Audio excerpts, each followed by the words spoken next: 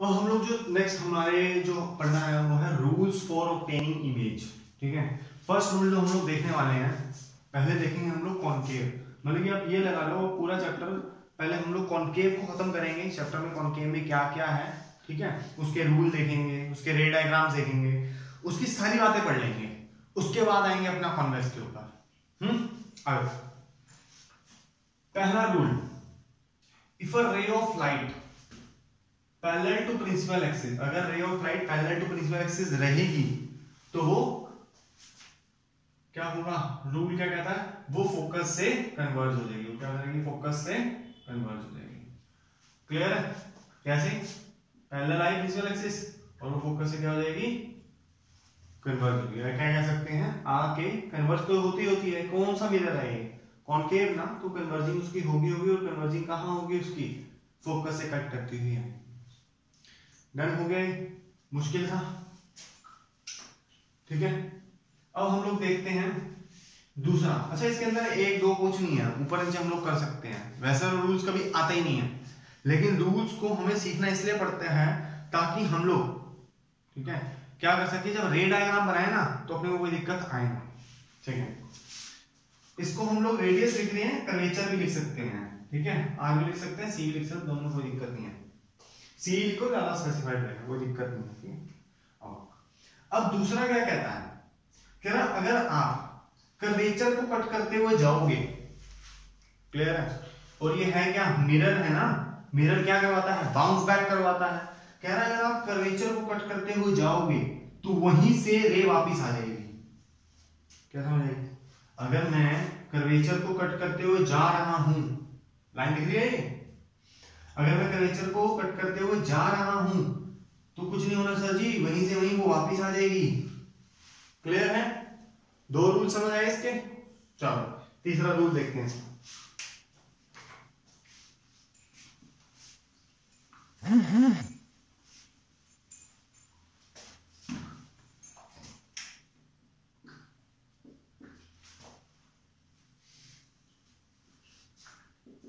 देखो, concave mirror, focus, curvature, done.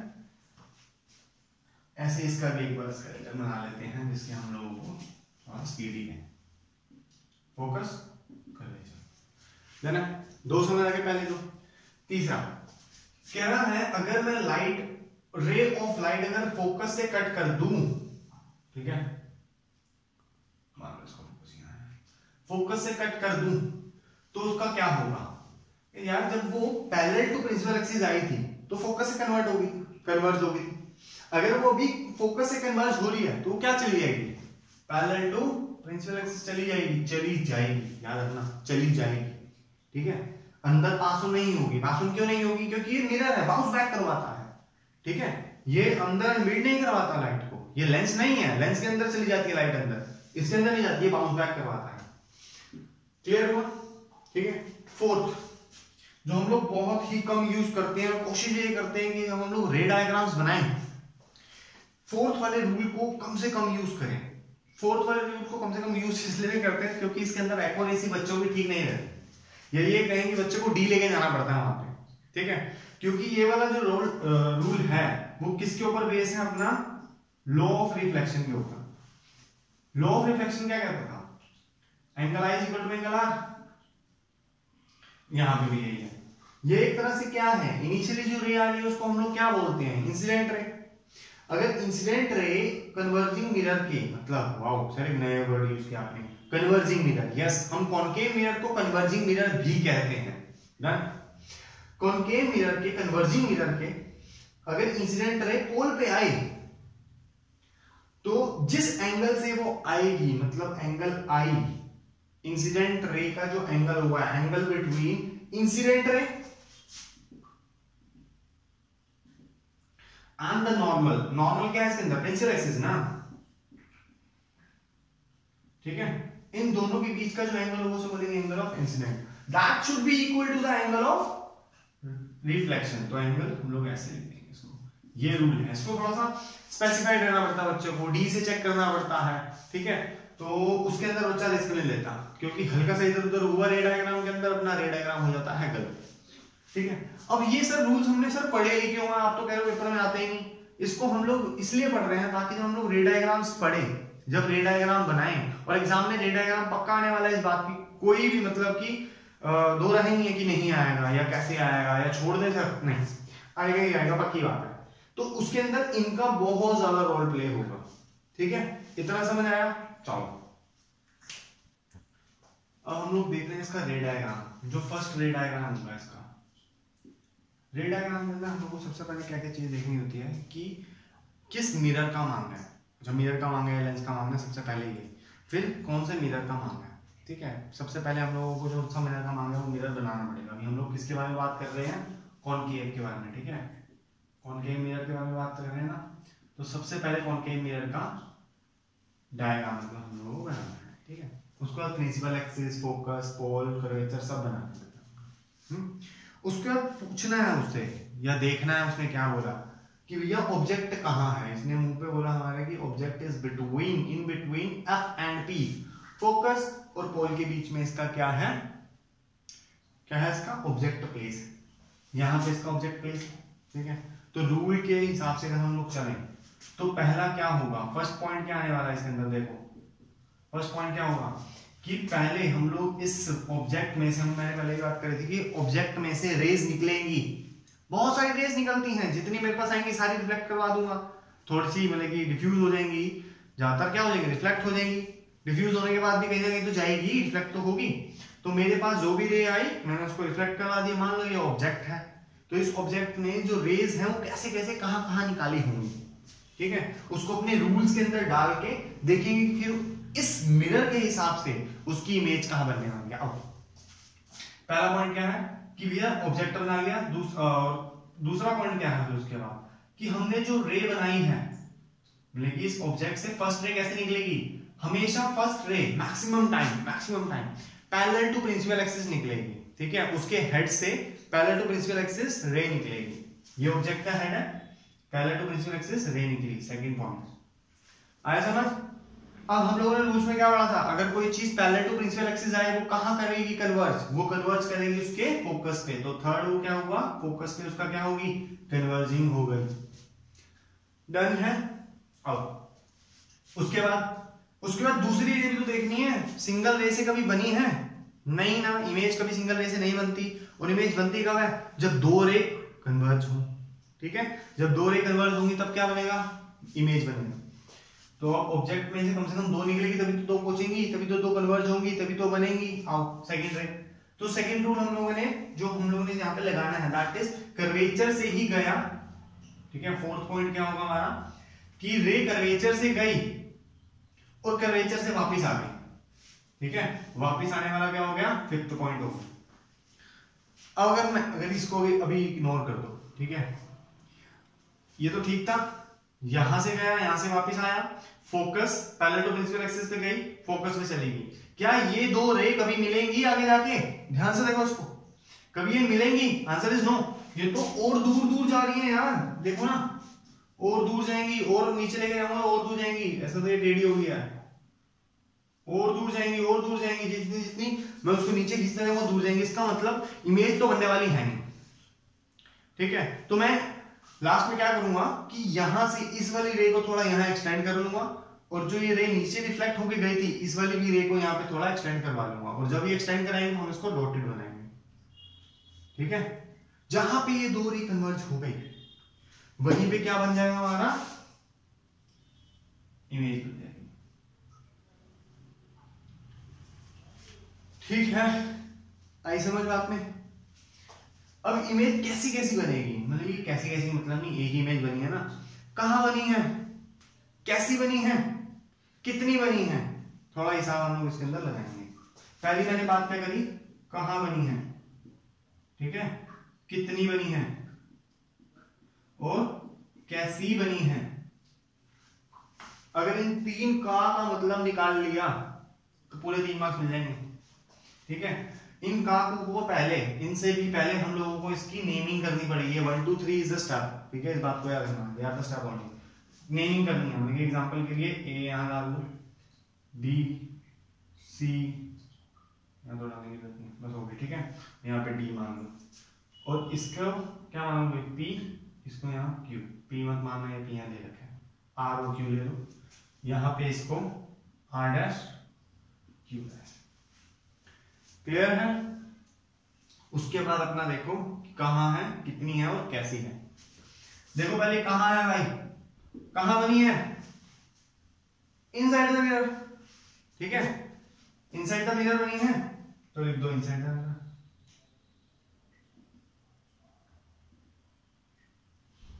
दूसरी कितनी बनी है, कितनी है इसका मतलब है कि छोटी बनी है बड़ी बनी है, बस मैं पूछ रहा है कितनी बनी है, दिख रहा है, छोटी बनी है बड़ी बनी है, बड़ी बनी है, तो बड़ी को क्या लिखते हैं एनलार्ज। डन। अब बात आती है कैसी बनी है। सर ये कैसी बनी है, इमेज जैसी होती है वैसी बनी है? नहीं, कैसी का मतलब है कि भैया इसके सिर पैर ऊपर है या नीचे हैं।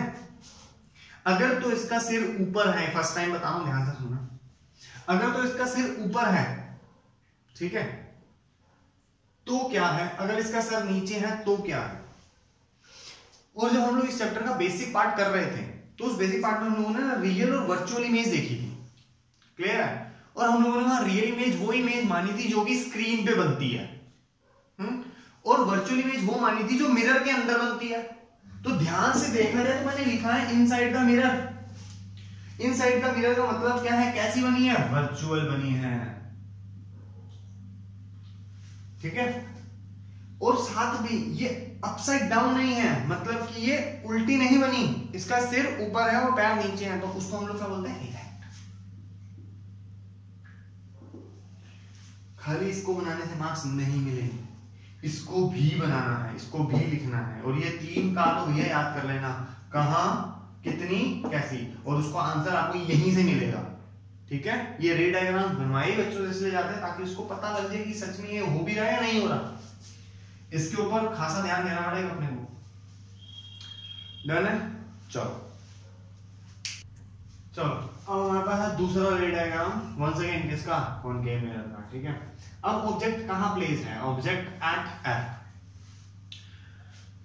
ऑब्जेक्ट कहां प्लेस है, एफ पे। ऑब्जेक्ट का नाम रखते हैं ए एंड बी, एफ दिख रहा है यहाँ पे, क्लियर। फर्स्ट स्टेप क्या हुआ कि जहां उसने बोला है ऑब्जेक्ट वहां बना देना, क्लियर। सेकंड स्टेप तो हमेशा सेम है, मैं कह रहा हूं जो रे डायग्राम जाएगा ना, जो रे पहली रे आएगी ऑब्जेक्ट से पैरेलल टू प्रिंसिपल एक्सिस तो जानी ही जानी है वगैरह, तो दूसरी लिख लो पैरेलल टू प्रिंसिपल एक्सिस। और अगर कोई ray parallel to principal axis जाती है तो क्या हो जाता है उसका, अगर कॉनकेव मिरर है तो कन्वर्ज एट फोकस, ठीक है। अगर कन्वेक्स मिरर होगा तो कन्वर्ज तब भी फोकस पे ही होगी, लेकिन बाद में देखेंगे कौन से फोकस पे होगी, ठीक है। अपने ओरिजिनल फोकस पे कन्वर्ज होगी हमेशा, ठीक है। यहां पे आया इसका, तो ये क्या हुआ इसका थर्ड रे हमने यहां बनाया।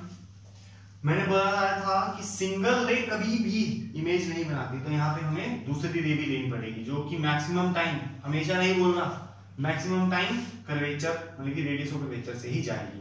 क्यों जाएगी, ठीक है, फोर्थ पॉइंट जाएगी, रिफ्लेक्ट होगी और वहीं से क्या जाएगी वापस। तो देखने में ऐसा लग रहा है सर इसकी तो इमेज बनी नहीं रही कहीं, पागल बना रहे हो, इमेज तो बनाई नहीं कहीं पे भी, ना यहां बनेगी ना यहां बनेगी, तो ये हुआ क्या है कुछ समझ नहीं आ रहा। अगर ध्यान से देखो बच्चा तो ये दोनों पैरेलल हैं। इससे पहले वाले डायग्राम में आपने देखा पैरेलल नहीं थी, यहां पे खुलती जा रही थी, है ना, यहां क्या थी खुल रही थी, इसका मतलब वहां तो कन्वर्ज हो सकती थी। अभी तो ऐसा डायग्राम बना है जो ना ही यहां कन्वर्ज होगा ना ही यहां कन्वर्ज होगा, तो सर फिर क्या होगा इसके साथ बच्चों, ये इंफिनिटी तक ऐसी की ऐसी ही जाएगी, ठीक है, ये इंफिनिटी तक ऐसी की ऐसी जाएगी और फिर कभी ना कभी कहीं ना कहीं बहुत दूर जाके, ठीक है, इसका इमेज बनेगी। वो कैसे बनेगी वो हम लोग ह्यूमन आई के चैप्टर में पढ़ेंगे कि वो कैसे बनेगी, ठीक है। क्लियर हो गया डायग्राम, डन है। एक बात और बच्चों के दिमाग में ये है कि सर आपने तो यहाँ पे बना के दिखा दिया था पहले, तो हम अगर बनाएंगे तो हम कैसे बनाएंगे, थोड़ा सा हिंट दे दो कि आपने इसके बीच में और इसके बीच में कितना गैप लिया कि एक्यूरेसी बनी रहे। आपने ये कैसे बनाया, मैंने ऑब्वियसली कंपास से नहीं बनाया, आपको कंपास से ही प्रैक्टिस करनी है। तो कंपास रखना कहाँ है, कंपास की जो नोक है, निडल है, वो कहाँ रखनी है? फोकस पर रखनी है, कर्वेचर में? सीधी सीधी बात बताओ।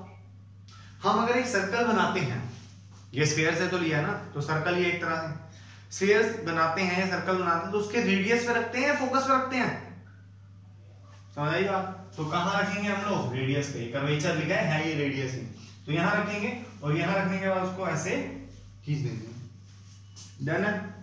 और पहले हमने सबसे फर्स्ट स्टेप क्या होगा इसके अंदर? एक प्रिंसिपल एक्सिस एकदम स्ट्रेट डालनी, उसके बाद रेडियस पे रख के इसको आर्क लगानी है, पीछे से पेंट करना है। ठीक है।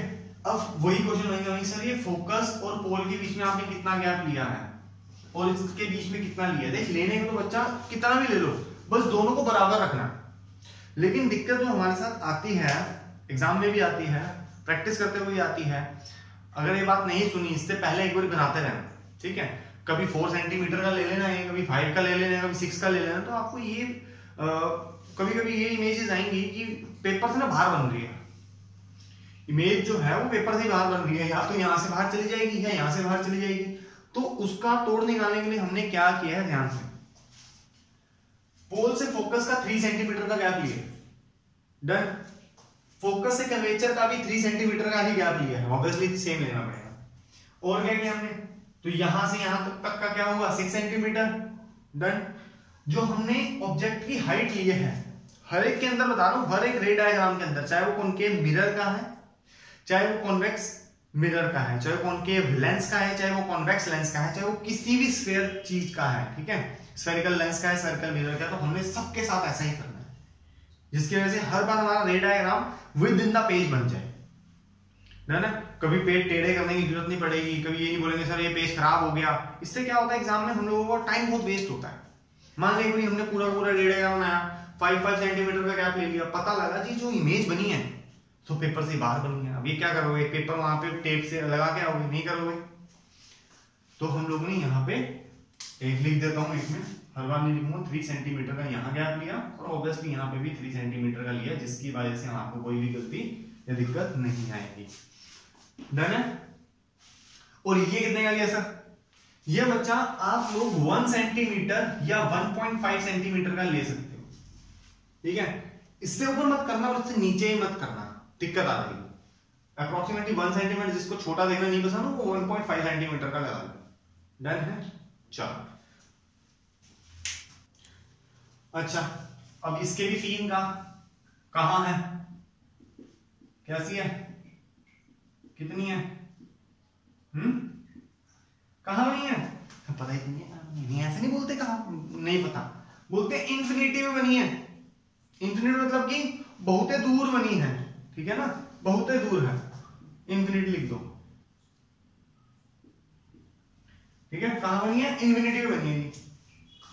कैसी बनी है बात करता हूं, कितनी बनी है ये बात। सर अब इमेज तो दिख नहीं रही, इसको क्या बोले, कितनी बनी है, बताना तो पड़ेगा ना, थोड़ा दिमाग का इस्तेमाल करते हैं। देखो अब ये 2 रे जो है, दिख रही है 2 रे, ये इधर आती जा रही है, आती जा रही है, आती जा रही है, आती जा रही है, आती जा रही है, बाहर चलेगी, दिखी नहीं रही अब।